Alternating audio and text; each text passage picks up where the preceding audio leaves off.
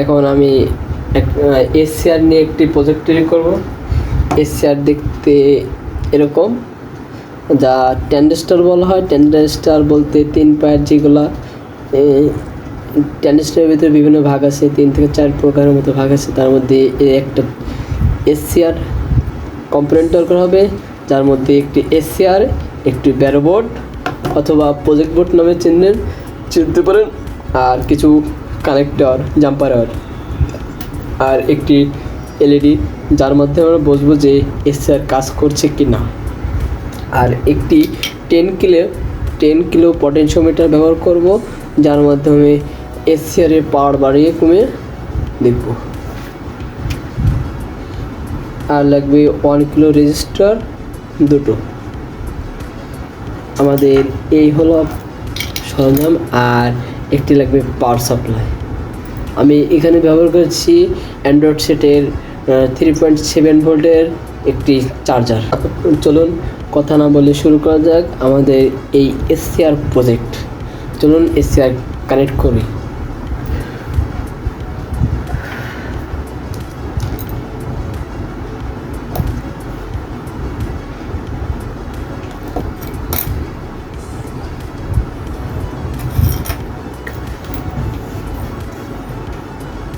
এখানে আপনাদেরকে একটি বিষয় জানিয়ে দিই, আমি এখানে দুটি 10 কিলো রেজিস্টার নিয়েছি, 1 কিলো রেজিস্টার নিয়েছি। কিন্তু এই 1 কিলো রেজিস্টার দিলে আমার এই যে পাওয়ার সাপ্লাই আছে, এর থেকে পাওয়ার নিয়ে সেরকমভাবে কাজ করতে পারবে না। সেজন্য আমি এই পাওয়ার সাপ্লাই ব্যবহার করার জন্য এই রেজিস্টারগুলো ব্যবহার করব না। যদি এখানে আমি 12 ভোল্ট, 13 ভোল্ট অথবা 14 ভোল্টের কোনো পাওয়ার ব্যবহার করতাম, সেক্ষেত্রে 1 কিলো রেজিস্টার দুটো ব্যবহার করতে হতো। 1 কিলো রেজিস্টার নেওয়ার কারণ হলো, যত ভোল্টই হোক, মানে ডিসি 12 ভোল্ট, 13 ভোল্ট যেটাই হোক, সেটার কারণে আমার এই 3.7 ভোল্টের যে এলইডিটা আছে, এই এলইডিটা কেটে যেত। সেজন্য আমরা 1 কিলো রেজিস্টার ব্যবহার করতাম। যেহেতু আমার এই এলইডি কাটবে না, সেজন্য আমি এখানে 1 কিলো রেজিস্টার ব্যবহার করছি না।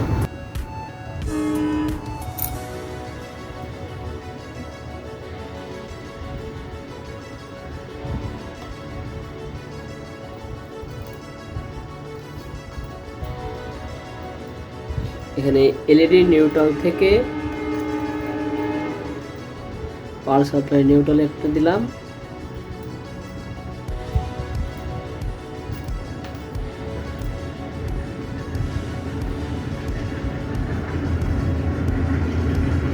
আর 10 কিলো পটেনশিওমিটার থেকে একটি ফেজে দিলাম, অর্থাৎ পজিটিভে, আর একটি নেগেটিভ প্রান্তে দিলাম।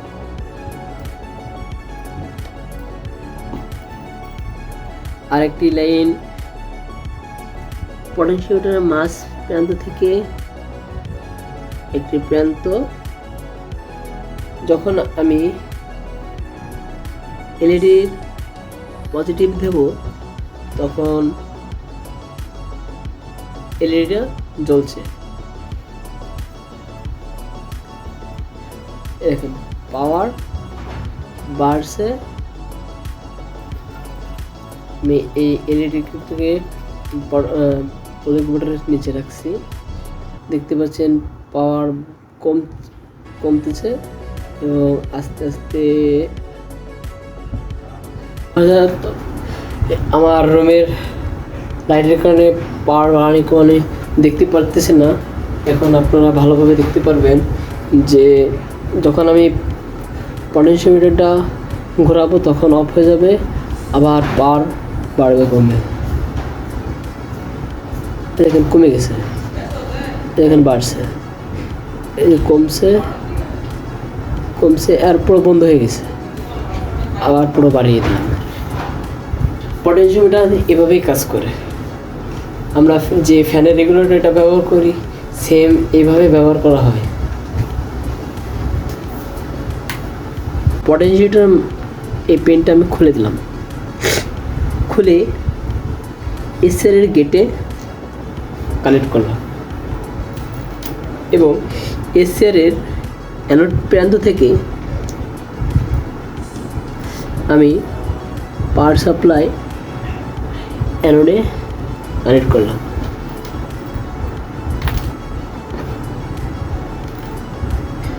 আর এসআরের এসি থেকে লাইট এলইডির পজিটিভ দিলাম।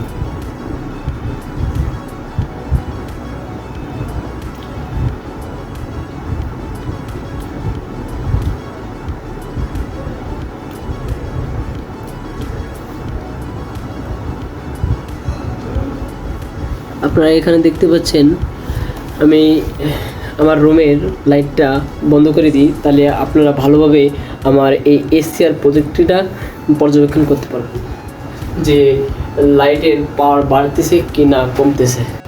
আমি এখন পটেনশিওমিটার বাড়াবো, আপনারা দেখতে পাচ্ছেন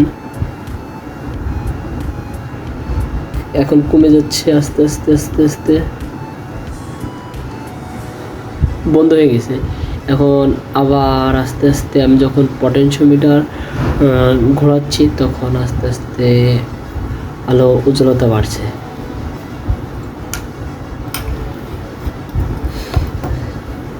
এখন দেখুন